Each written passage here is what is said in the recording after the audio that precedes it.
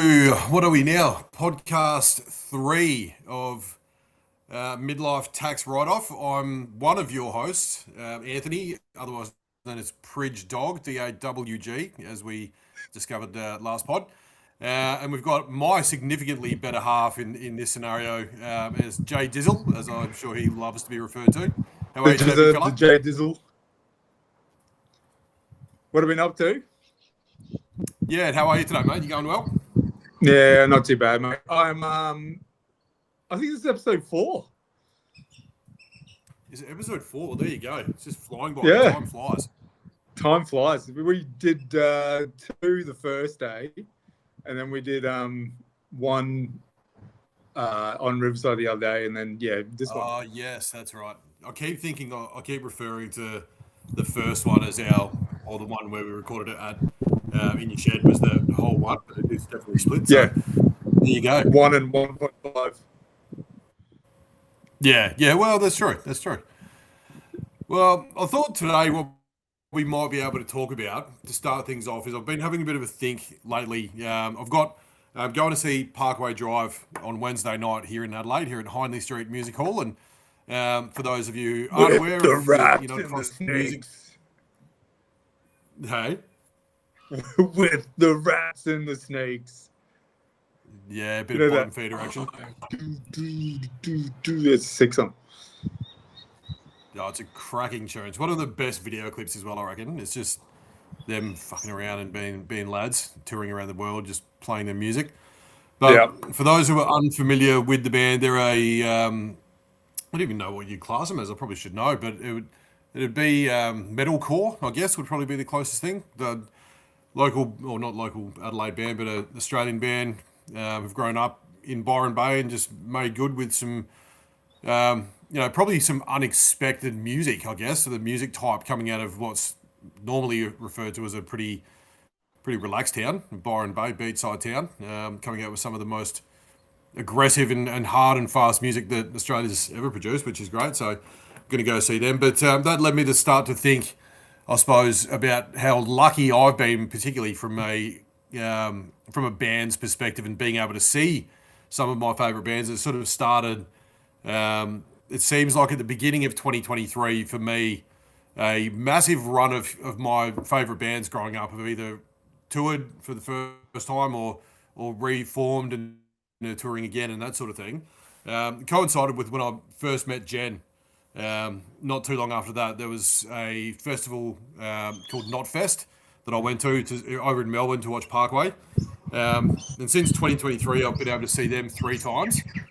Pardon me. I've seen Metallica, who've come back. Pantera. Just trying to think. Slipknot. You went to see Pantera? Yeah, Pantera. They played, I can't even remember now, it'd probably be a year and a half or 2 years ago, somewhere in there.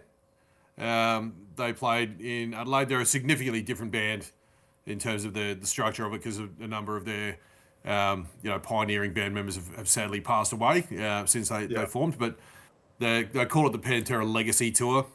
So it was the core was still there in the sense of Phil, the lead singer, and then it was made up of and there was Rex in there as well. But then there's just 2 other guys there to fill up. It was amazing though. The show was absolutely insane. Like, they were just so heavy, but they also paid tribute to the fallen brethren with a really couple of very emotional videos that they were playing at the start and that sort of thing. So the night was actually really good. It was a tribute to the past members as well, as playing some of their classics, which was a good night. And then we got to see Korn as well, and went to Korn and Slipknot. I can't remember the order of that one, but we ended up going with to see Slipknot with the wedding venue owner from where Jen and I got married. So that was a cool little moment there as well. So I thought I was just having to think about that. What's that, mate? I thought I saw her on some pics, on some pictures on Facebook and that, and I was like, that looks like the chick from your wedding. I just buzzed me out. Yeah, no, it was her. She's really cool, mate. We haven't really caught up since the Korn show, or Slipknot show, sorry, but we still keep in touch. We've got a little group chat going on with me, Jen, and Ricky. Shout out to Ricky, absolute legend. So we're gonna try and catch up. We're sort of like band, like gig friends now. Really, that's we don't sort of catch up outside of a show. Ricky jumped on.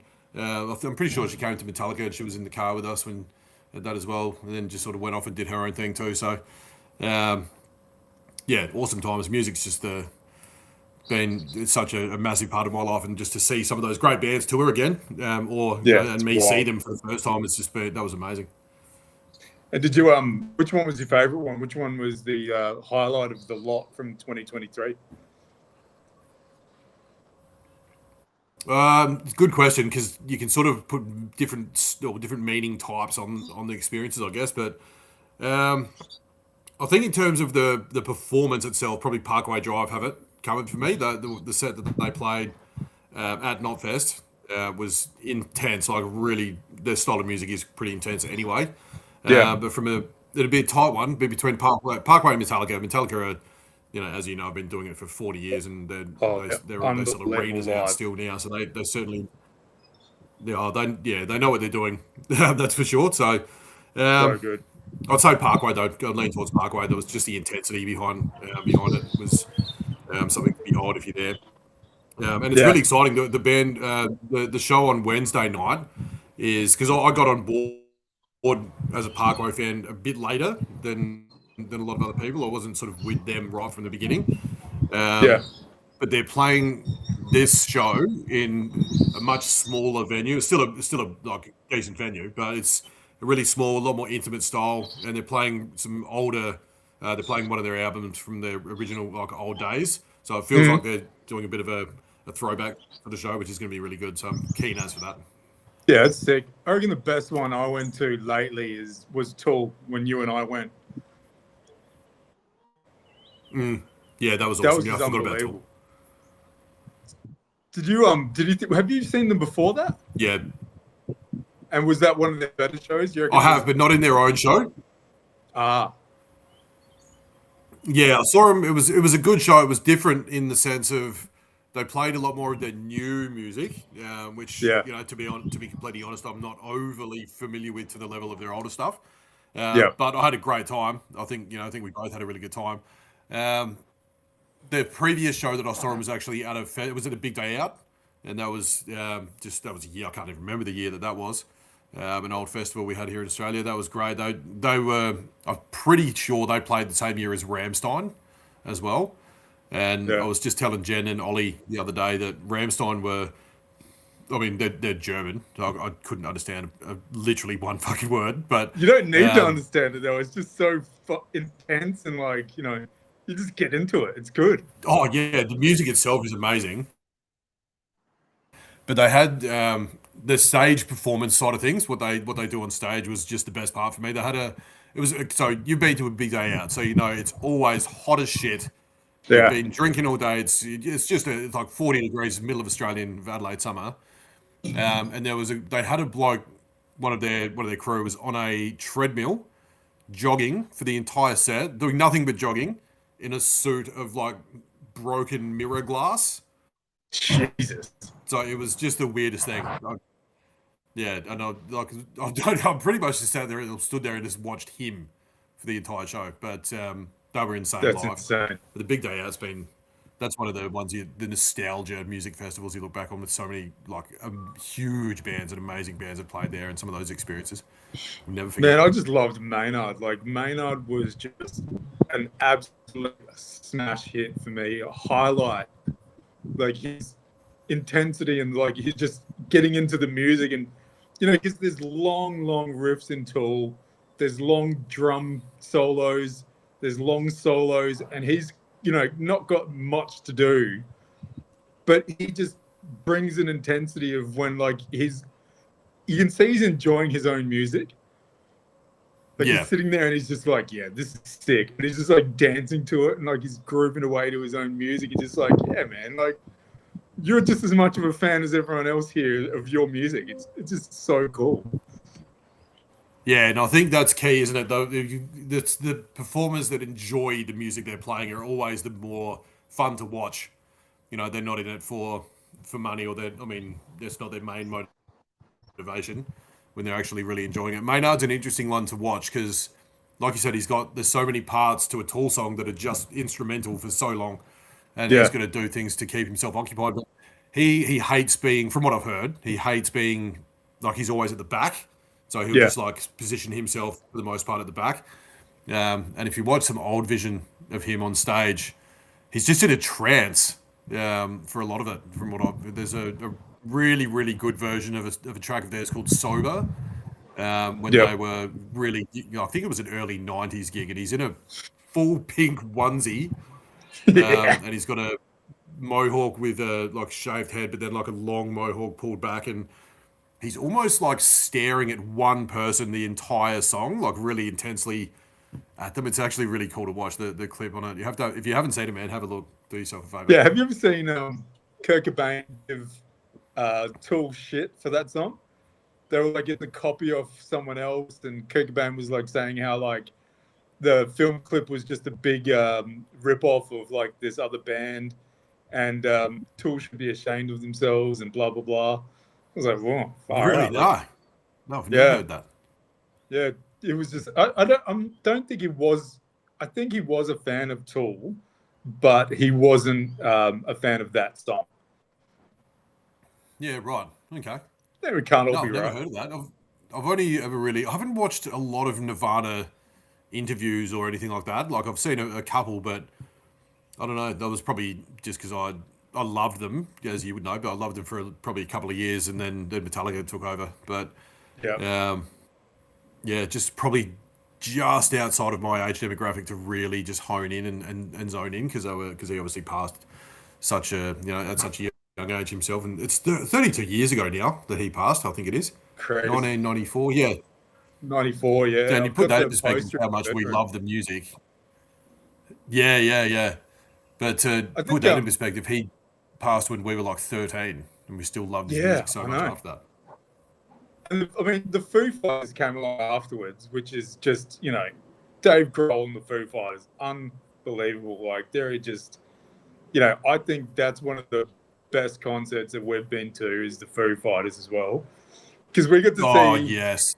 What did we see? We saw 2/5 of Nirvana Unplugged because it was Dave Grohl was there and Pat Smear. Pat Smear, yeah, that's right. Mexican-looking guy that's on the guitar. So he was in it as well. So like we saw two. Yeah, no, I know him well. Yeah, and then we saw Taylor. It's crazy, isn't it? You say Taylor, whatchamacallit, the drummer. We saw him just before he passed. Taylor as well. Hawkins. Yeah, which is weird. Like I saw. Yeah. I've seen the Prodigy just before that dude passed away, and then we saw Taylor Hawkins just before he passed away as well. Man, I've never got to see the Prodigy. That's one thing that they were good. Would have loved to have had the chance to go see. Yeah, that's high energy. I still put them on my. I've still got them. Sorry, there's just this seems a bit weird. There's a bit of a connection issue, I think. That's all right. Like things aren't quite lining up the way we'd like them to, but I reckon the Prodigy. What was I saying? The Prodigy. That's right. When there's still one that gets constant rotation when I'm at the gym. They're like if I'm on the treadmill or I'm on the bike, I'll chuck the Prodigy on and just like sort of just let it play. It's so good. It just gives you that little extra sort of inner goosebump. If that's the thing. It does something with your heart rate, I reckon. It makes your heart rate go just that little bit faster, and so that you can pump just a little bit more. Like instead of doing 5.5 on the treadmill, you end up doing 6 or 6.5 on the treadmill or whatever. Like it just gives you that little bit of extra pump to go and that little bit further. It's so good. Yeah. Oh, definitely. And then if I'm when I'm lifting weights, because I sort of try to mix it up and do like do a bit of both while I'm there. But with weights, it's got to be metal with me. I can't have anything but metal, otherwise, I just won't have that. Like if I'm going to try and really go for it and try and push a bit harder, I have to have metal. Yep. Yeah, I've been doing podcasts lately when I'm working out and when I'm pumping weights, and it's not bad, but it's I kind of get into that zone. Like I get into that because I do supersets, so I'm doing like bench press with a pull down and a tricep extension, or bench press with a pull down and a bicep curl or something. Like, you know, I can't do one thing because I just get too bored. Like, I don't wait between sets, so I'll end up doing 60, 65 sets in a 70-minute period. Like, so an hour and 10 minutes, I'll do 60 to 65 sets. And it's cardio-wise as well. Cardio-wise, it pumps you up. Yeah, no, for sure. Well, I've started using the bike a bit more lately, just because I want to try, and I'm starting to do my exercise routine now to be like it's not anymore so much about trying to get big and ripped or whatever it is. Like I've lost that young, when you're younger and you go to the gym, you sort of ego lift and that sort of thing. Like it's now just all about future self, I guess, and making sure that I've got a good cardiovascular level of fitness and health in general, and lowering the weights to, not put extra strain on the joints and tendons and that sort of stuff, and just doing more reps at a lower weight. Sometimes I'll go in there and go for it, but as you speak to people from who've been going to the gym for a long time over the years, you can get little bits of advice from them, and they'll give you sort of tips and tricks on what to do, and it's really, really good. But it's such a good thing, isn't it? Do you notice that if you don't go...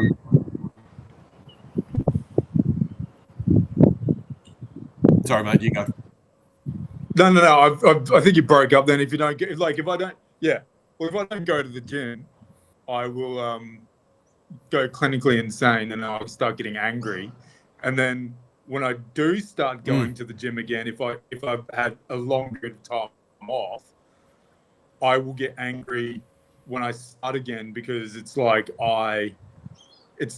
your juices just start getting flowing, and like your testosterone starts going up again, and like, so that's why I try and go at least 3 times a week consistently every single week, and go for at least an hour and a half, session, and then do 10,000 steps a day, 10 to 12 to 15,000 steps a day.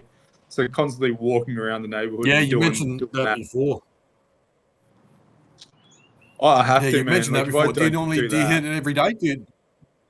Yeah, I've like, my longest streak was 415 days or something like that.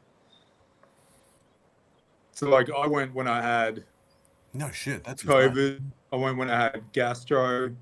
I went when I had like everything. Like, doesn't matter. I just went anyway. You went when you had gastro? Holy shit! Yeah. Did you wear a nubby? Yeah, adult diapers. Nah, it's just like, in between, like, you feel a bit ill, and so you're just like, all right, well, I'll just go for a walk around the block, and then you come back and you're like, oh, no, I'm all right, and go for another walk around the block, and do what you got to do, and then go for another walk around the block. You can.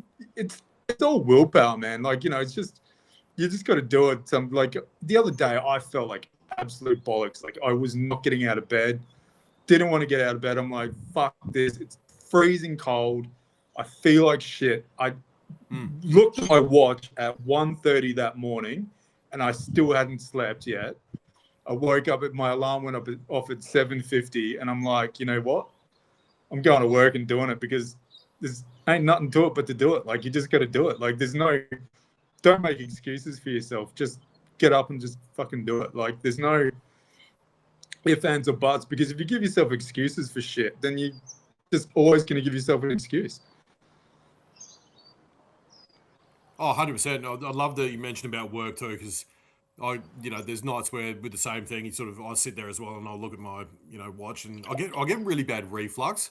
Not all the time, but like sometimes, and lately it seems to be a bit more frequent, but that's probably some of the choices I'm making around time to eat dinner, and perhaps the portion sizing and whatever. But you'll sit there and you'll get to sometimes like 2:30, and it's like, fuck this, man, I haven't slept, and it comes around to 7:30 and alarm goes off or whatever time, and you just, like you said, you have to get up and push through it. Otherwise, the day is going to pass anyway. And if if I don't go to work because I'm tired, I'll sit there and I'll just like I'll sit on the couch and just feel so guilty that I didn't go because Exactly. like I'll generally once I'm on the couch and you've had a bit of you'll start to feel a bit better Yeah. and you're not even guilty. Probably guilty is part of it, but you just sort of feel like a bit of a bitch.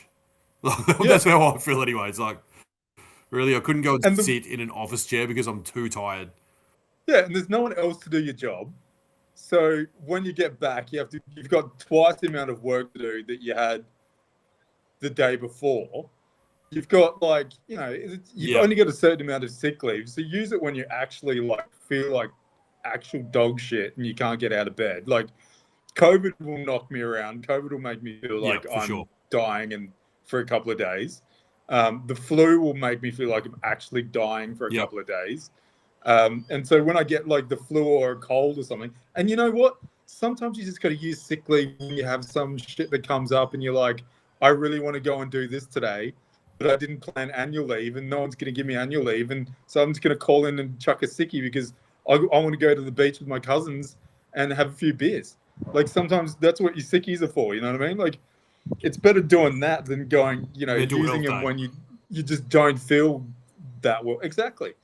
But if you're getting um, what we call it reflux, lie on your left hand side to go to sleep because your gut and your esophagus I goes on left. like a kind of angle, so it faces up that way a little bit. If you lie on your left hand side, the juices in your gut have to come up above that sort of angle so that you don't get the reflux. Do you understand what I'm saying? Interesting. Just have a look at Interesting. it. Have a look at it on I'll look for TV. anything. Sorry, Sometimes it's on YouTube. Hey, no, I will. Like, I'll what's look for that? anything. Sometimes it's the worst because you get to sleep and then wake up and like fuck now I can't go back to sleep for a couple of hours and yeah. So I'll try anything, but I definitely find like a lot of it's based around my own like as user error, if you want to call it that. Like Yeah, I'll definitely eat dinner too late because I yeah, work a 9 day fortnight, right? So like I'll do. Pardon me, because I normally get up in the morning. I try to at least most mornings and go to the gym. So I'm up at about 5:30, and then wow, I'll go straight. Yeah, I'll get up at 5:30, like go work out, shower, and then jump in the car and drive to work. And so start at 9 and then work until 6, and yeah, then get home and have dinner uh, and whatever. Then normally I'll get home and not every night, but I'll get home and have a beer or two when I get home. yeah, Cook dinner. A lot of the time Jen's already got it ready for me, but uh, um, I think it's eating late at night, which is probably the killer for me. And then you can tell that's the case because sometimes I'll get home, or most Friday nights, I'll get home and I'll be wanting to have a couple of beers, sit back, watch the footy, and decompress from the week. yeah. And then, like, I won't eat dinner until probably like 9:30 sometimes, and then I'll go to sleep and be Wow. instantly regret it. So I've been trying to Yeah, put in a that few is late. few measures in place to get around that, just not being stupid. Yeah, I find It that is my what it is. reflux went away because I started eating better. Like I started, well, it's a two-edged sword, double-edged sword because I've basically given up carbs, except for fruit. So I eat Right. like a ton of fruit, eat vegetables, heaps of beef.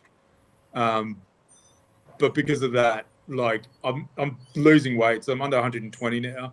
Um, but my Yeah, nice. blood sugar seems to be going up and down, and I'm getting like really depressed when my blood sugar's down.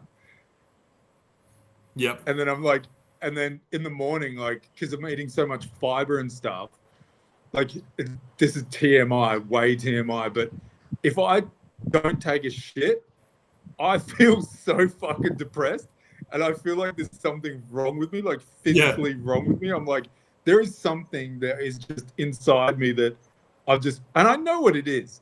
I just need to take a shit. And then I take a shit and I'm like, fuck. Like, I feel like my eyes have been opened or like I've had a coffee or something. Like, I feel so much better. But it's just like, you Just just skip need down to that hallway. get it out. But I couldn't imagine what people feel like who are constipated, who have gut issues, that just don't look after themselves, aren't eating properly, aren't eating enough fiber. Like, you must be literally so full of shit. And you must feel like absolute fucking bollocks 99% of the time, that you just like, fuck, like, Yeah. it makes you not want to go to the gym, makes you not want to go walking, makes you not want to go do things. Like, if you're feeling like shit all the time, change your fucking diet. Like, have some fucking Metamucil. Like, I think you put me on a Metamucil a few years ago, and I've been having it every single day, and it's a godsend. Like, it's like fucking, again, TMI. You take a shit, and it's just like done. You don't have to be like sitting there fucking trying to like push a fucking 10-pound baby out of a fucking 5 kilo of a 5 fucking pound asshole. You know what I mean? Like, it's difficult. Like, it's difficult to push a fucking massive shit out. You know? But like, I think that's what they put on the. I think that's what they put on the label of the container. Just it's difficult to push a massive shit out. They should. That's what they should do. That's the next Etsy t-shirt, mate. Metamucil makes it easier to push a massive shit out. Oh man. Yeah, the literal, if you had like can you imagine like an early 90s like tele marketing ad like you'd watch on TV, you'd just have like a picture of a guy pre-Metamucil, and it'll be like grainy black and white footage of him on the toilet looking like he's about to cry. And then it's like the next one would be like a toilet in the middle of this beautiful like flower garden, beautiful sunshine and clear blue skies, and this guy like sitting there reading the paper, just loving it. But I still, like you mentioned about how you're just in and out, after Metamucil. I'm a scroller. I'll sit there and I'll be on the toilet for like 20 minutes, and I'm just playing games or scrolling mindlessly, whatever. I love it. I don't love it, but it's a habit. Super not good for you though. It can be super not good for you because it can actually give you hemorrhoids. No, I've heard that too. Yeah, I've never had a hemorrhoid. Thank fucking God. That. Touch wood.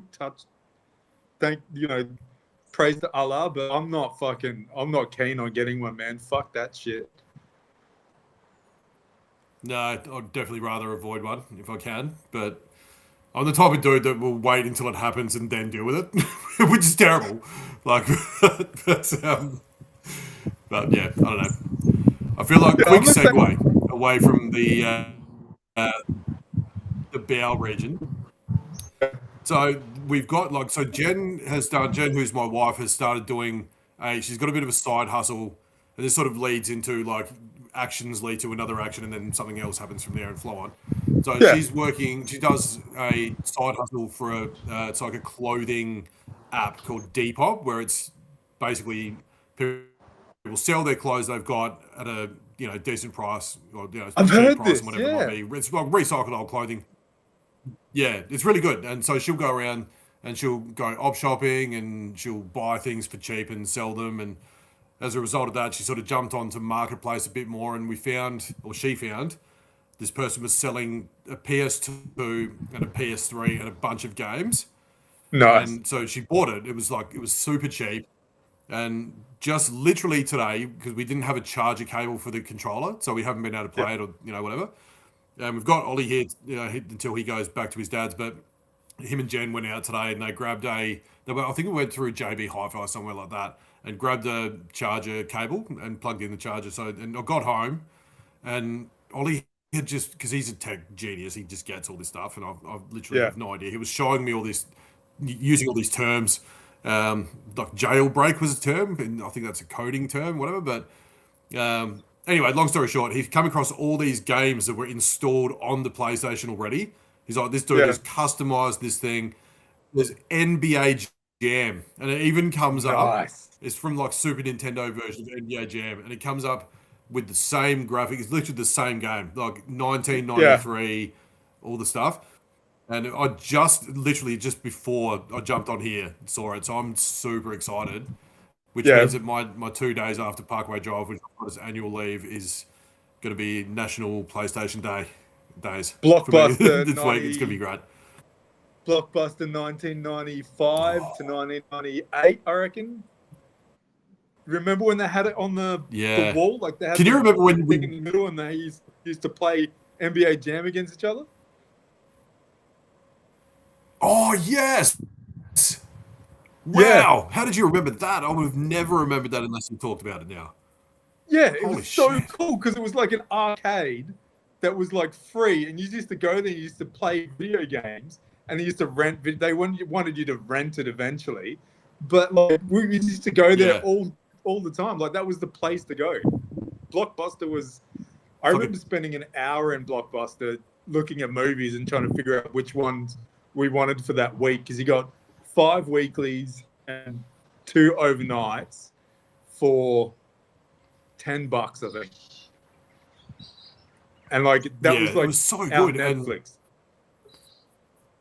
And it was fun. Like you just, even if it was just with mum and dad or whatever, like you go down to the video shop, that would be like an event. Yeah, just the simple things. But do you remember one day we went down to Blockbuster and we got to the counter and they asked for your password and you're like, don't know. And they're like, oh, so you don't remember? I can't remember exactly how it went, but like your password was don't know. And it took them like 10 minutes to try to get it out of you because you were being such a smart ass and not telling them that's what it was. Yeah, so do good. Stupid shit like that. Like when I called up the because I was at the casino and then I called up telephone banking and I tried to get money moved over from one account to the other, and I was drunk as a skunk, and I'm like, "Can I change my name to J Dog?" And they're like, "What?" And I'm like, "Change my name on the system so my nickname is J Dog. So every time I call, you guys call me J Dog." And she's like, "Yeah, I can do that, but do you really want to?" And I'm like, "Yeah, just do it."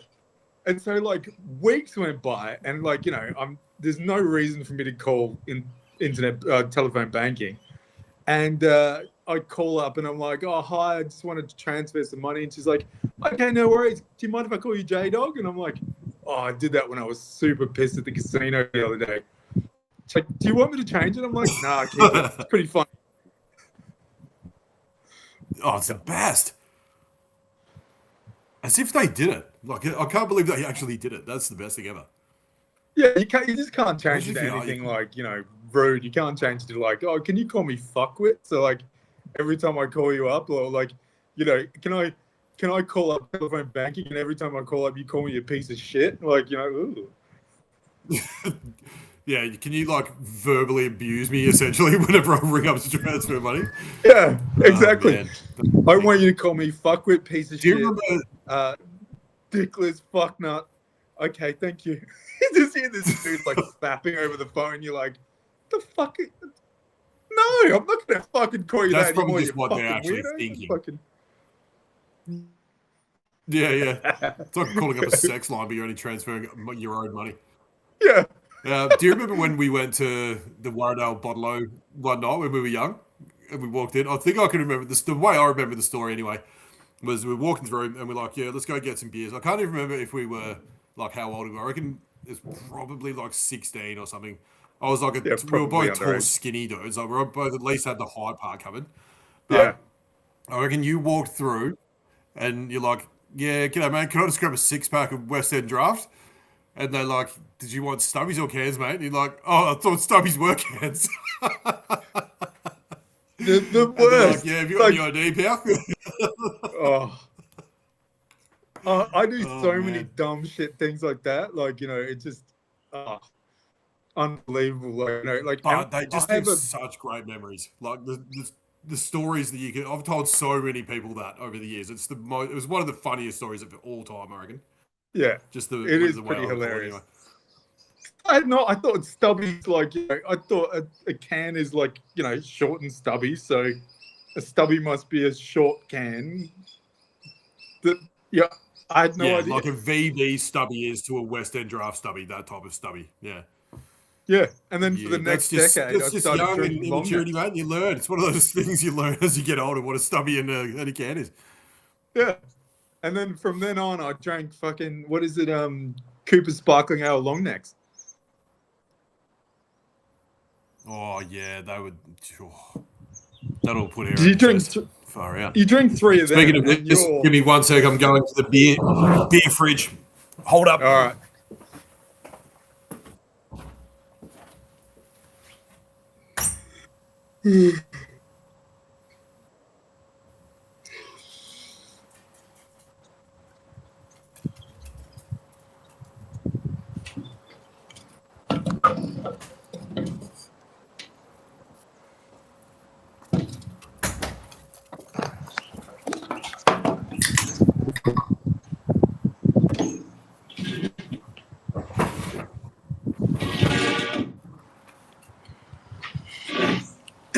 Changing directions. It's bloody freezing out here. Yeah, what do you go in? Have you got anywhere we can do it inside, or is it all just? Nah, can't get any everyone's busy doing stuff, so everyone's home, so it's no good. What? So you've got every second Tuesday off. Yep. So should we organise a Tuesday to see each other in town somewhere? Yeah, cool. Do you want me to stop recording this so we're not wasting the footage? No, we can. Let's just do an house. I don't know what we should do for an outro. Well, today, you mean? Yeah, just thanks for listening.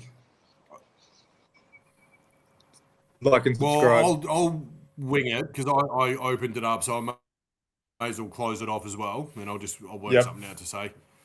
We'll wing it. We'll get to if we can get to 55 minutes, and I'll cut it off then. But I don't know. I'm hoping that it comes through or it's recording decently enough where it's not over. People can't tell the delay because it's been a bit shit. Do I? Yeah, is it your internet or my internet? I don't know. It could be mine. I've got 2 bars, so that could be mine. Are you doing it via your Wi-Fi, or are you doing it via your? No, it's my Telstra normal 4G or 5G, whatever it is. Can't you do it via your Wi-Fi?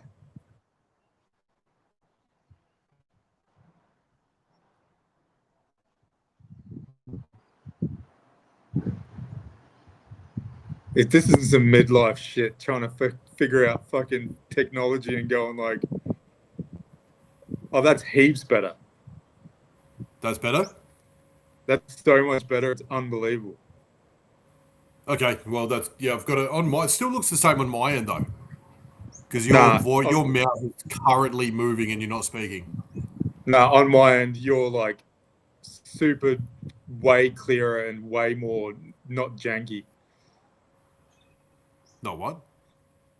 Like, when you you move, but it stays still for a second.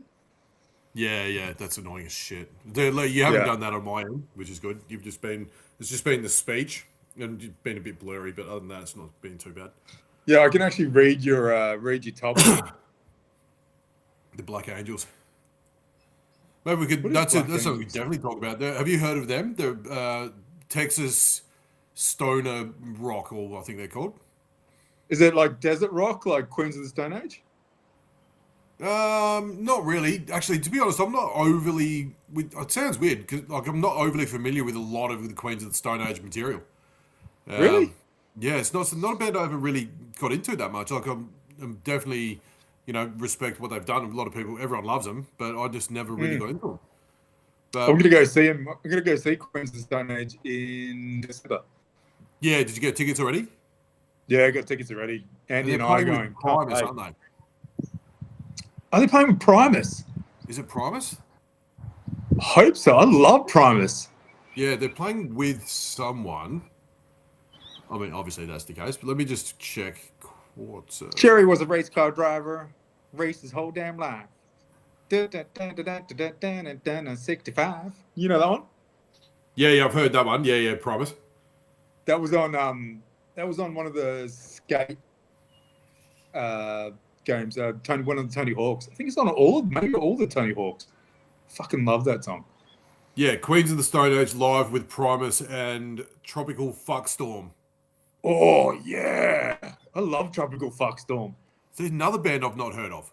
My Neither have I. I've never heard of Tropical Fuckstorm, but it sounds like something I might want to do every now and then. 100%. It's a weekend thing only. Yeah, But not I'm very going to see fucking tropical here though. It's in, freezing as fuck. Yeah, oh for sure. It's like inside. It's even cold up here, man. Because where you are, it's always it's cooler down here. Because we're in the north. If further north you go, it's fucking freezing. Literally, most Is it? mornings wake up and it's 0.4 sort of thing. Jesus Christ! Or like I know in my house, 1.9 feels like 0.4. in my house it's 12 degrees when we wake up. Do you run your heating all night? Nah, I can't. It's too expensive. It's too Yeah. and I cook in the middle of the night. Like if I'm sleeping next to the missus, like I will if I have anything on besides the blanket. We sleep one blanket. If I have anything on besides a blanket, I will wake up like in a puddle of sweat. I'm just so sweaty. I can't. Like it's like when I'm sleeping, I'm like a battery that just like sucks in heat, and the more heat that I get, it just keeps going and going and going, get hotter and hotter and hotter. That's why I got a bald head in winter. Yeah, I'm wondering if it was clear enough now, I might be able to see the steam coming off your head. Oh, have you? No, okay, obviously you haven't done that, but I've done that at the gym before. Like when it's freezing cold outside, you work out like heaps hard, and you go outside, and it's just like all this steam just coming off your body, like in your head. It's like you look like a bloody Dragon Ball Z character. It looks sick. Imagine that, a big African bloke walking off with steaming head coming out of the gym. People would be steering clear from you, mate. They'd be still walking across the other side of the car park. Do you remember when Beef cooked himself? He had, he was on the gear or whatever, and then he was so cooked. He came outside, and he was standing, and there was like a big bright light there, and he had so much steam coming off him. He was lucky to be outside because it was so cold. He was cooking, man. He was just like, his head looked like it was like a plum. I'm trying to remember it. It doesn't sound familiar. No, you might have not been there. It was at the old, it was one of the boys' old houses. It was like, that was messy. Messy, yeah, I remember times. some of those times where it doesn't matter what location you were in, it was messy. Like the house when I lived in on Railway Terrace near Marion, that was messy. That was so messy. That was, there was some weird shit that went on in that house. But it was so good though. Like looking back on it, that was like a time because that coincided with like a relatively close time frame to me losing my hand. That was my sort of new first step out for reintegrating into the world and seeing people that aren't my family on a regular basis again. And there was no responsibility at that time. Like I wasn't working. I was getting paid by work cover week in, week out for my, as my income. And Marion Shopping Centre, which had all of our nightclubs, was literally right there. So, yeah. It had New Yorkers, it had Shenanigans, it had Zanzibar, and Charlton's. Was there one more? Was it 5 or was it 4? No, there was just the 4. It was the 4. And it was that was like unbelievable nightclubs. And you're like, oh, I don't like the vibe of this one. You go to a different one. Oh, this one's got drink specials. Go over there for a drink special. Oh, this one's got pool. I want to play some pool. Go play some pool. I've been kicked out of this one for being too pissed. I'll just go across the road and go to the next one. But it was just like, it was non-stop fun. And like you just had dudes.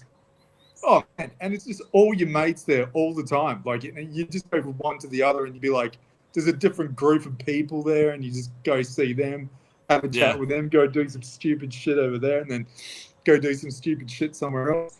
Just good. And Shenanigans was awesome. Went to Charlton's enough that ended up getting to know one of the owners so well. Just go there during the day and play pool or whatever. Not even always drink. Just go there and like have one or 2 beers and just sort of play pool for 4 or 5 hours. And then so I got to know him. and he made me one of their staff shirts. Got me a polo embroidered with my favourite drink underneath the logo. It was fucking great. So he's like, whenever you come in on a Thursday night, and if it's too busy, because you know how it used to be absolutely packed. You'd sometimes wait like Yeah. 10 minutes for a beer, but he'd be like, if you're ever in line and you catch my eye, just tap the logo, and I'll remember. I'll know what you want because it's on the shirt. It was CC and lemonade, mate. A very manly drink, Yeah. CC and lemonade. But they were the days, you remember, where you could smoke at the bar. You could smoke inside the venue. Like, you didn't have to go outside. It was fucking old school. That was one of the greatest things ever. And then I think it was you and I were messing around. I picked you up and I spun you around and I bashed you into some bikie. And then someone came up to me and goes, "Oh, do you realise what you just did?" And I'm like, "Nah." And he goes, "You just accidentally bumped into one of the biggest bikies in Adelaide. You're so lucky that he didn't punch you in the head." And I just went up to him after. I'm like, "No," I said to the barman, I'm like, "Should I buy him a beer?" And he goes, "Nah, don't buy him a beer. Just don't do it again." I'm like, "Okay." I reckon I remember the dude. Yeah. Yeah, he was a fairly Don't short say which guy. organisation he was. Yeah, he was a short guy. Yeah, no, I reckon I remember him well. Because He but he used was to hang out like, with they're another all bloke nice there. dudes though. And they Yeah, knew oh that no, we we would weren't. like used to hang around with the. Do you remember a guy called Steiner? Yeah. Yeah, he knew him. He knew most of the bikers that come there pretty well. But they were always just there to hang out, man. No, they weren't there really to. Yeah, I think if they were sort of there. Phil, just who was the owner, just let him do whatever because they were always just super respectful and they were sort of like Yeah. a unpaid security almost though, without having to do anything. They were there to keep the place safe, which was Yeah, and good. we were in our 20s. We were just idiots, like, fucking around. And it wasn't like, there was nothing malicious about it. Like, none of us were ever really malicious anyway, like, when we went there. Like, Nah, we but were I just remember dumb. that one time I was at the bar and um, a friend that I hadn't seen in years and years and years from high school comes up, Sam, and he goes, "Oh, hey, how you going, Jared?" I'm like, "Good, man. Haven't seen you in ages." And then Beef comes to the bar and goes, "Oh, Jared, I'll buy you a shot." I'm like, "Yeah, no worries." And I'm talking to Sam, blah, blah, blah. And then Beef's like, "Oh, here's your shot." And it was chartreuse. And Oh, I've gone, and it hit my lips and then hit my stomach, and it's literally just gone straight back up again. Like, it just, my body just rejected it. yeah. And I'm standing at the bar and I've just got like a mouthful of vomit. I fucking walked because Charlton's toilets went like, there was the door and then there was the males and the females. So I got to the door and I went, bleh, and I vomited through the door. I went that way to get into the male toilets and went, bleh, vomited that way. And then I went to the sinks and I went, bleh, and I vomited that way. And then by the time that I actually got to the sink, I was like, and that was it. Everything was out by then. It was all over the floor.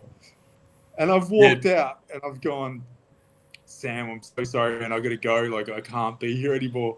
And there was like people slipping on the vomit and shit. And like, I'm like, I had to go tell the owners, like, there's someone vomited in there.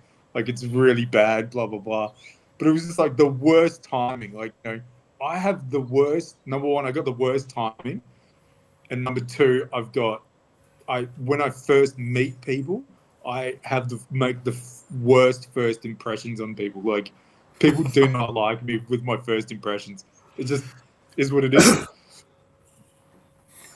I think I got an What do you mean? understanding of Can you that. think? What's any? Give us give us an example.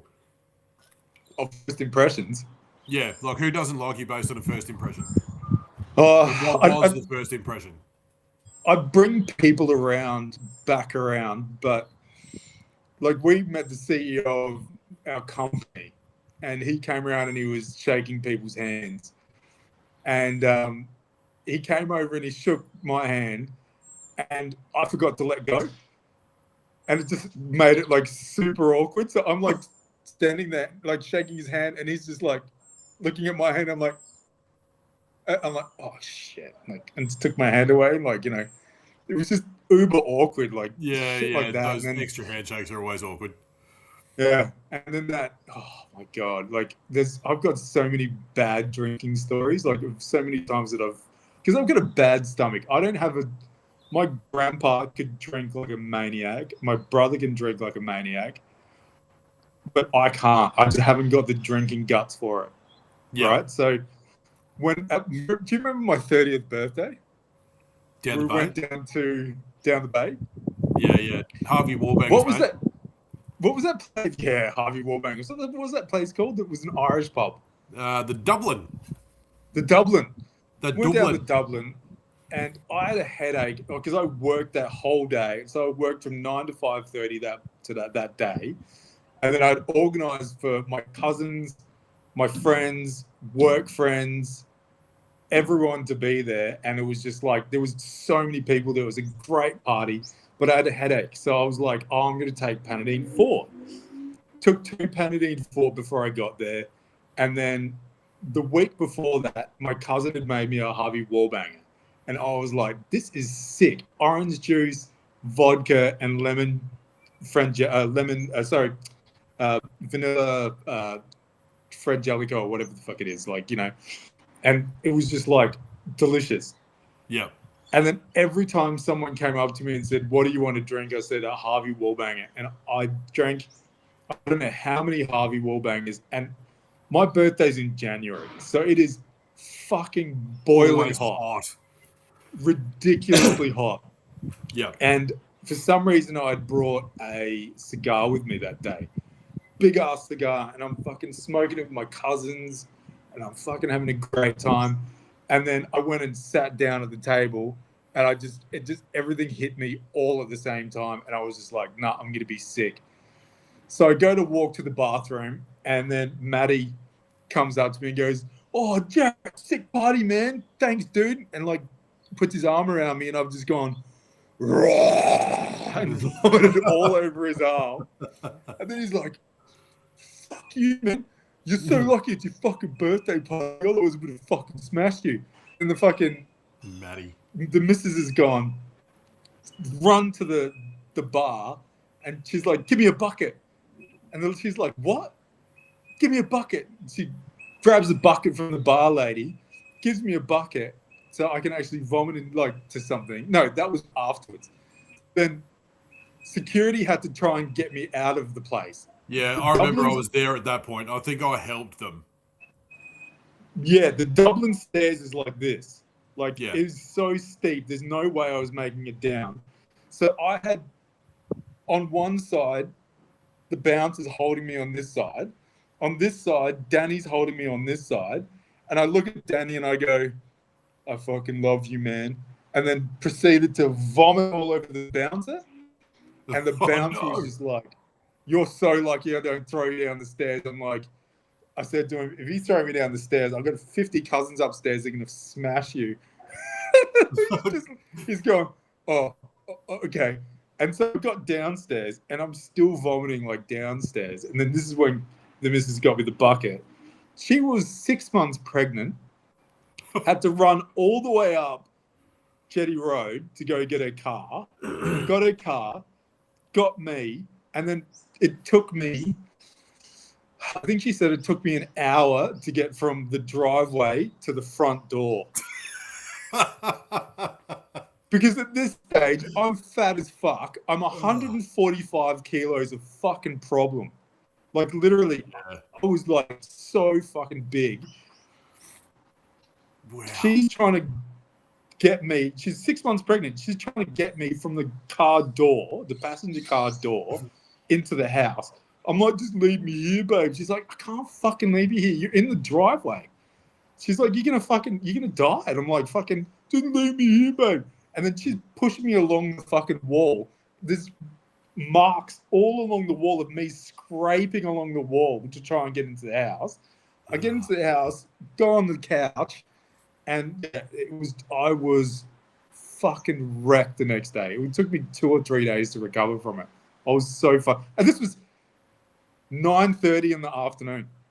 So I had been there for about 2 or 3 hours, and that's how much damage I'd done to myself in 2 or 3 hours.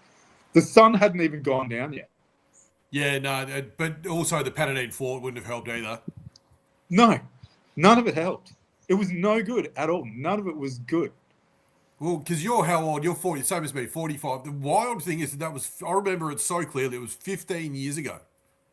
Everyone remembers it clearly. I could say that to anyone that was there at that time, and they would give me different perspectives of what happened that night. Like everyone remembered that night so well because it was, and then everyone pissed on afterwards. Everyone had a great time without me, but like by the time people were leaving, I was probably still halfway into the house because I just could not walk. Like I was literally legless. Yeah, people are still rocking up home like 3 hours later, and Kel's still like kicking you along the front of the house trying to get you in. Yeah, and then I had like a 2-year-old and one on the way, and like how irresponsible is that as a fucking 30-year-old to do that shit? And I think from then I've moderated how I drink because like I have to, like, the way I work is I have to make a fucking really bad mistake and then I moderate myself from there. Like I'm like, all right, well, I've hit the line. This is where I've crossed the line. Now I know what the boundaries are. Now I won't cross that line anymore. I need specific boundaries. Otherwise, I will go off the fucking rails. I will go off the rails of things. It's easy to do, isn't it, as well? Because you never, like, especially with alcohol too, because when you're when you're drunk, you don't think about like the next day. You don't think how shit you're going to feel because at that point you feel so good. You're just like, yeah, no, I'm going to be fine tomorrow, so let's just have another 10 beers, and then you're out for the next 2 days, particularly as you get older. And a Harvey Wallbang has got 3 shots of alcohol in it. And like from the stories that they've told me, I had at least 10 Harvey Wallbangers sitting in front of me by the time I had gotten sick and vomited. And so I had 10 more to go. I got to the party a bit late. I don't know if I don't know what I was doing, but I got there and you guys were already there, and like all of you were sitting outside in the balcony area, and there was, I think from memory, like 4 or 5 glasses that I could see sitting there full. Yeah. So it might have even been, and I don't reckon it happened straight away. I reckon I had a couple of drinks with you, or I saw you have a couple, and it just turned to literally pear shaped, and you're down for the count on your own 30th before it got to the fucking sunset.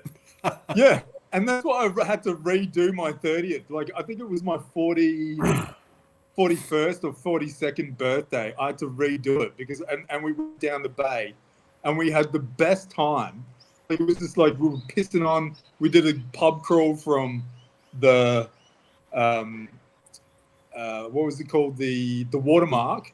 Yeah, yep. We started the Watermark, and then we got all the way down to the Grand, and we finished off at the Grand, and it was just an amazing time. We had like a, and it's just the difference between the mindset of I'm going to get as pissed as possible, and that's how I have as much fun as I can, to I don't need to get as pissed as possible. I can drink responsibly, and then have a fantastic time, like just with all my mates and my cousins. Like, but it's just you got to learn the hard way with drinking. Yeah, sometimes you do. I think when everyone hears. I think everyone's probably got their own story from when they were, when they were young, and there's now a drink that they can't even smell without feeling sick. Like if it's straight, like sculling straight whiskey or whatever it is, and having a very negative impact from that. But I don't know. I think it's just like it's fun, but as you get older, it becomes less fun in terms of how long it takes to recover. It's just it's like the evil ways of the world shaking fisted God. Like it gives us all as an adult, we all have extra responsibilities. We need to be up and about the next day, and now we can't be up the next day when we never had any responsibilities when young and you can handle it. So interesting.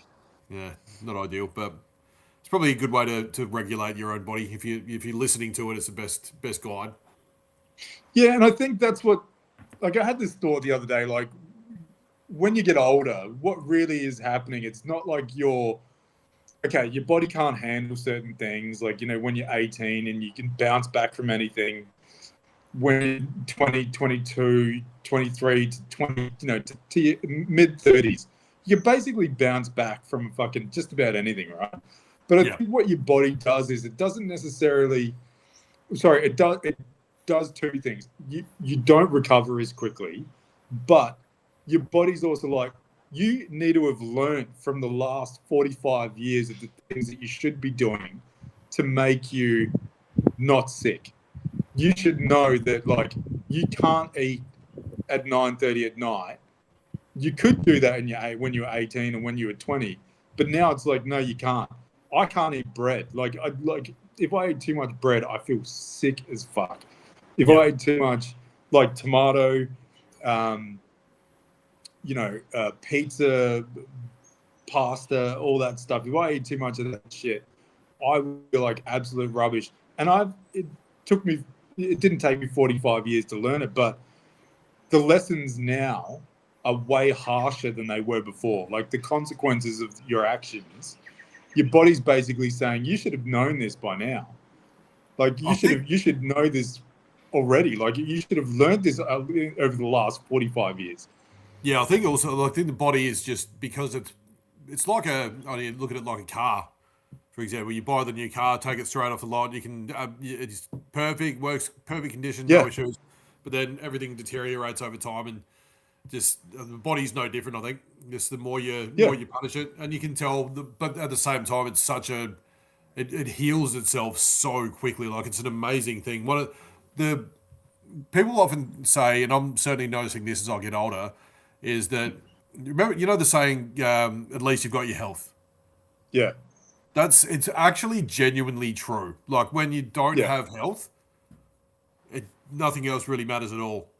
Like, it's one of those things where if something bad has just happened, or you've just been fired or whatever. No, you don't want to necessarily hear that particular saying. Like, I've got some terrible news, but at least you've got your health.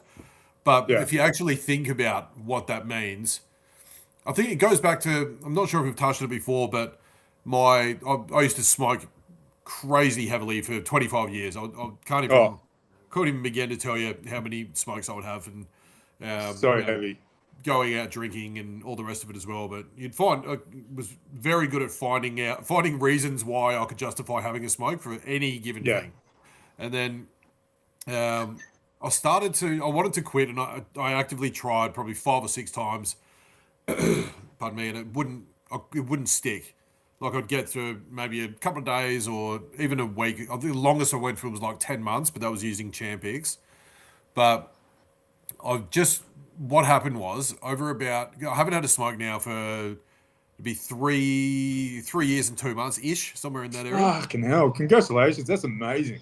Thanks, man. No, it's really good. But I tried a couple of different things and it didn't work. I tried cold turkey. I tried, whatever. Nothing seemed to stick. But I had dreams. I had about 3 or 4 dreams, I think it was, over a relatively short period. I'd be lying if I said the exact time, but I'm going to go with over a couple of months. And each of the dreams was the same. And it was me sitting in a GP's doctor, like in a doctor's office. Like, I couldn't tell you who the doctor was, whether they were one that I'd seen or whether it was some random person, like random doctor. But each time I was getting a diagnosis of lung cancer from smoking. Yeah. That I would wake up absolutely shit scared and depressed as shit. Yeah. And I just stopped. But I had a bit of a plan. So obviously there's quitting aids and all sorts of stuff as well. But I used patches. But I didn't want to go down the full scope of, like, getting on the patches and going up a level and going through the whole process. What I wanted to do was break the habits where I didn't turn into a complete prick at the time. Like, when you haven't smoked, you get withdrawals and you get moody and whatever. I didn't want to do that because I was at work, so I can't just be at work and treating people like shit. Yeah. So I wanted to break those habits. So I did. I think it was 6 days just using patches, and by like day 1, my first thing was just not have a smoke when I woke up in the morning. Cool, perfect. Got to work, no problems. Had a smoke, but then day 2. Oh, that's good. Yeah. Then day 2 was don't have one in the morning, don't have one when you first get to work. Tick that box. So I did a couple of those over about I think it was literally 6 days, and I managed to stop those habits. And then I just stopped using patches and just ran with it, and have Yeah. not wanted one at all since then. So to me, and it's different for everyone. Obviously, Yeah. everyone quits for their own reasons and quits with using their own methods. But if anyone out there is listening and wants to quit smoking, you could try that. Just break the habits itself, because the nicotine is just Yeah. the drug. So if you can stop the need for that, it just becomes so much Yeah. easier. And if you're not irritable and you're not moody, you're less likely to go, fuck it, I'm just having a smoke. If you're at Yeah. least sort of calm and measured, you can work your way around that side of things. But yeah, so that worked for me. So maybe just if you're in the mood of wanting to quit smoking, whoever's listening, try that method. Yeah, that's great. I've never actually been. Oh, I don't think I've been addicted to smoke cigarettes. I like from the first or second episode, I was smoking in that, but I smoke when I drink, and I drink once every 3 or 4 months, maybe. And that's when I have a cigarette. I probably have 4 or 5 every 4 or 5 months. Like, Yep. and I'm more than happy to give it up between, the time. I'm not gonna sit at home and have a ciggy, or wake up in the morning and have a ciggy, or go to work and have a cigarette, or get stressed out and have a cigarette. It's not my thing. Like, if I get stressed out, I lift heavier at the gym. If I Yep. if I have a really bad day at work and it's super destructive, I will try and not necessarily hurt myself, but I will try and lift as physically heavy as I can possibly can. Like, I will max out Yep. a machine. Like the other day, like I was in a bad mood, and the upright row machine, you can fit 5 plates on there easily on the upright row. But Yep. if you can bang them a little bit, you can fit a 6th one on there. So I was doing 120 kilo pulls on the upright row on each arm. Far out. Like, yeah, it's lunacy. Like, you just, like, dudes are looking over like, what is that guy doing? And I'm just like, rah, rah, like They're probably just looking at look at his veins in his head. His head's Yeah. going to explode, man. Yeah, I'm a grunter. So, like, if I'm at the gym and, like, I don't grunt when I go from in 50, 60, 70, 80 kilos. I start grunting at like 90, 100 kilos. And when I get to, like, because it's involuntary. Like, I can't help myself. Like, I'm pushing my body to the limit. Like, I'm redlining my body to the limit at that time. Like, it's just, so it's involuntary reactions of noises that come out when I'm, like, pulling something hard or pushing something hard or whatever. Yeah. It's involuntary. Same with sex, really. Like, you can't have quiet sex. Well, I was going to say weird. pulling something hard, pushing something hard. It's it's all intertwined. Yeah, no, I've never been. I reckon we should bring this up as well. Fucking porn lately is shit. How crap is it? Like, you go to log into a website and they're like, oh, you have to fucking verify your age. It's like, bitch, why do I have to do this every single fucking time I want to go on a fucking porn site? For God's sake. Reddit, mate. That's where you want to be at. Reddit. It's everywhere. Really? Yes. Man, I need to get on Reddit. And you know what the fucking thing is as well? How much fucking tranny porn is there on the internet? Like, why do I have to fucking see a chick with a dick every time I'm trying to look up some other porn? I'm not into it. Like, there should be a button that goes... It's based on your searches. No, because it's a different search every time. It's like, it's on the homepage. Yeah, right. The woke agenda. agenda. It's not my searches, because, like, if someone said, what would you do if you were gay for a day? You know what my answer would be? What's that? I would fuck a fag hag. What's a fag hag? A fag hag is like, well, the chicks that you like, that hang around with the gay dudes. Oh, okay.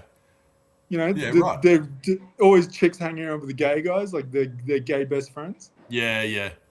I would bang one of them if I was gay. If I was gay for a day. And is that so that you can say that you converted one?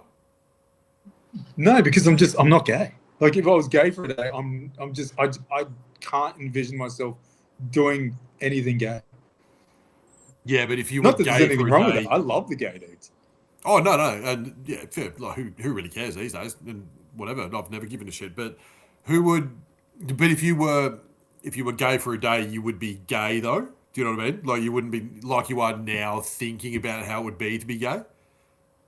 So you would be Yes, gay. and I would still have sex with a fag hag.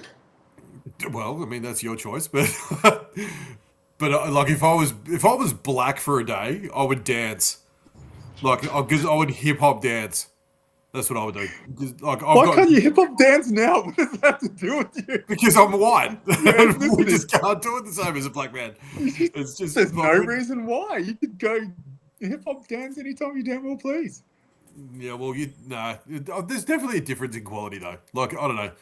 It's like and this to anyone out there listening or who loves it. And I know I'm guilty of liking a few white hip hop groups or hip hop artists, but black dudes do hip hop better. And to me, it's the same with with hip hop dance. Like Well, I don't that's know. not a fact. Eminem is the best hip hop artist in the world. Like, it's not even arguable. Like, you can't even argue that he's not the greatest hip hop artist ever because he sold the most amount of records. And if you're gonna say that, that's the metric. Like, it's like comparing Jordan to LeBron. Like, Jordan is inarguably better than LeBron.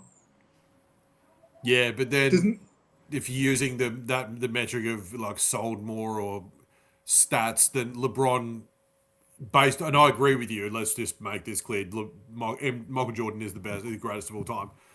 But if it's stats related, LeBron would have him just because he's played for longer. Like he's the yeah, all-time leading scorer, that type of thing. So that logic, I don't know. It seems a bit but flawed to Jordan me. won more championships. Yeah, well, he If you won. won more championships, that's it. Well, I think there's someone who's won more than Jordan though. Someone who's won like 8 or 9. To me, it's the impact of the player and what like the whole package. So like Jordan had an aura about him that people feared Jordan. Jordan's impact on the game, impact on life outside of the game. Like people still buy. I've got a pair that I bought a year ago, Air Jordans.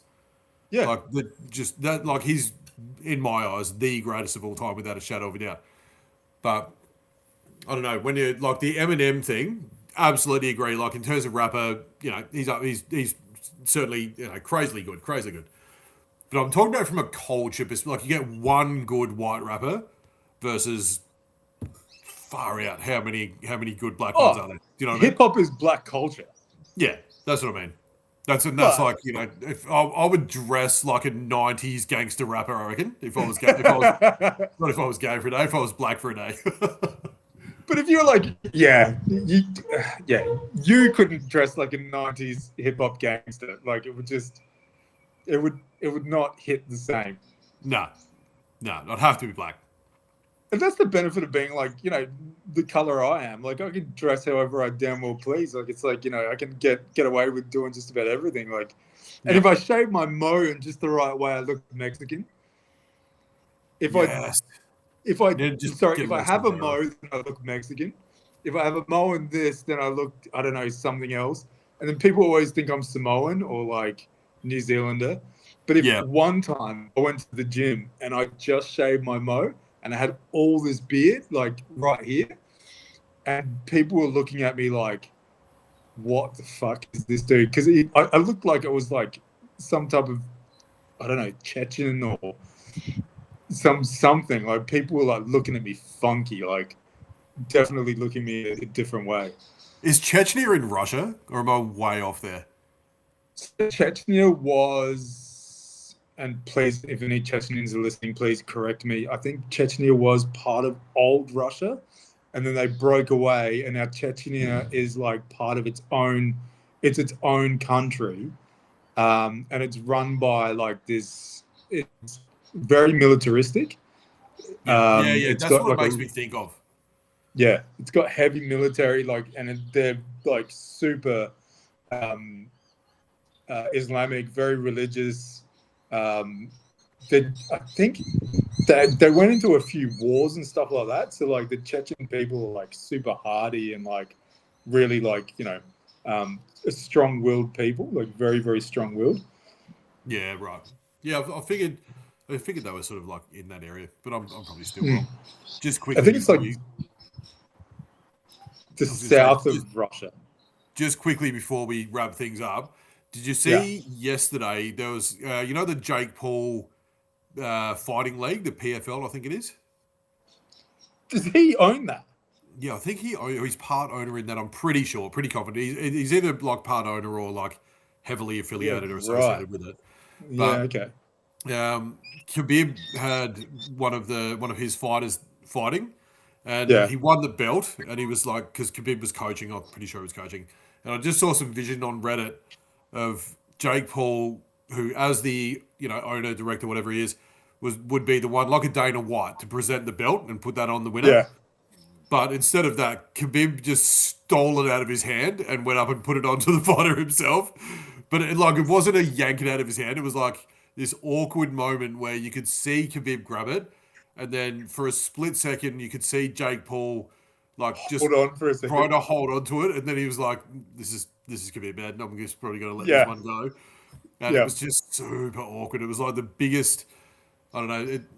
Not one for just looking at edits of things and then taking a whole story from it, but it looked like a hugely disrespectful thing to be doing to the owner of an organisation. It was great.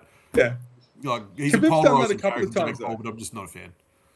Khabib did that with who's his boy, the champion, beat Volkanovski. Oh, Makhachev. Yeah, Makachev. Yeah. He put the belt around Makachev's waist. Did he really? Okay, but he didn't take it from Dana's hand, though, did he? No, I think he asked for it. Like, like Dana and him are pretty good mates, I think. So I think he whispered in his ear, like, "I'll put it around his waist." And I think it meant a lot to Makhachev because his dad, Khabib's dad, taught Makhachev how to fight and stuff. And they were always like, that was always the plan of like, Khabib would fight, become champion, then retire, and then Makhachev would take over. Because Makhachev's got another fight coming up soon, doesn't he? He's fighting, is it Ian Gary? Is he fighting Ian Gary? I reckon he's fighting.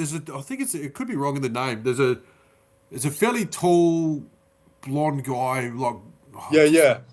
Ian Machado Gary, yeah. Yeah, I think it is. Yeah, I'm pretty sure it is. And I think it's maybe even next weekend. Or it might have even been to fight today. that other dude. There's that other 170 pounder. Is he fighting 170 or 155? That'd be 170. Ian Gary's 170. Yeah, I think it'd be one. So I don't think Makhachev's he'd be too big to fight 155. He's pretty solid.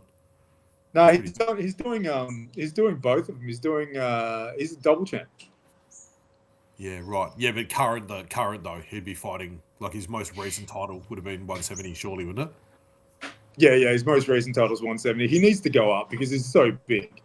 What are your thoughts on? I think Alex Pereira should go back down to light heavyweight, and there's no shame in doing that. Like he was, whether he just sticks around and trains while he's already heavy rather than having to get heavy quickly for a fight.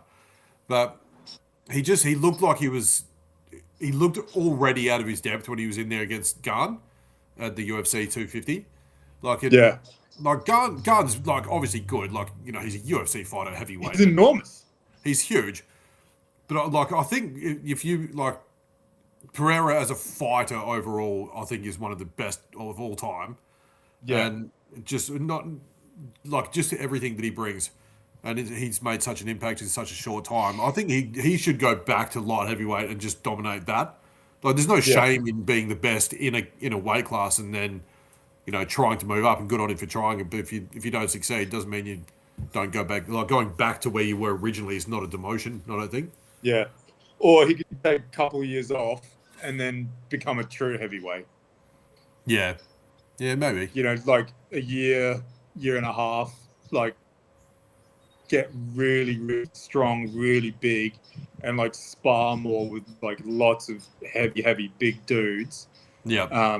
Get really good and then move up. Like, that's another option. But so fighters like being active, so that's the problem. Is like, he also didn't have a tune-up fight for No, he you just know, went the straight heavyweight. into it.